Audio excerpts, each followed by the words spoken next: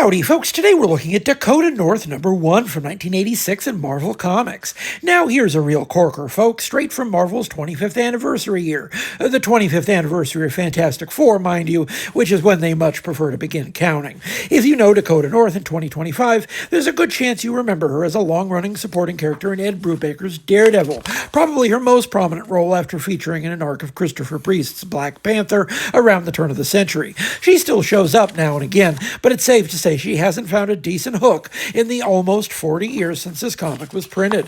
That's certainly a shame because the book itself was a real pip for a number of reasons, but canceled too early after only 5 issues, leaving both primary creators in the lurch. Dakota North was the brainchild of 2 people, writer Martha Thomases and artist Tony Salmons. The latter might be familiar to you if you've been following this channel for a while. Salmons was a maverick at 80s Marvel who famously burned a lot of bridges along the way to leaving comics altogether for a much more successful stint in Hollywood. We looked at his 90s revival of Vigilante with James Robinson a couple years back, for instance, a rare example of the mature Salmons style as printed on decent paper. This was the main problem for much of his work at Marvel. No one was flattered by the cheap-ass flexography used for much of the line across the middle of the decade, but Salmons' delicate line work especially seemed insulted by the poor reproduction. Still, even given the printing, you can see the commanding skill and the effortless mastery of expression and gesture that made him one of the most quietly influential artists of his generation.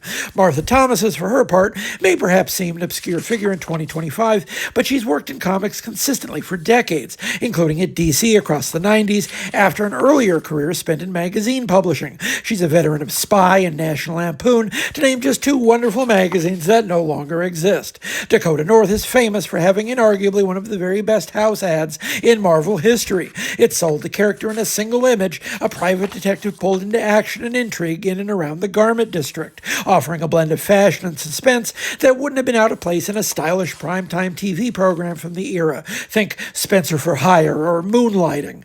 Alas, it was not to be. As promising and as interesting as what we got, I guess we needed to make more room on the shelf for the new universe.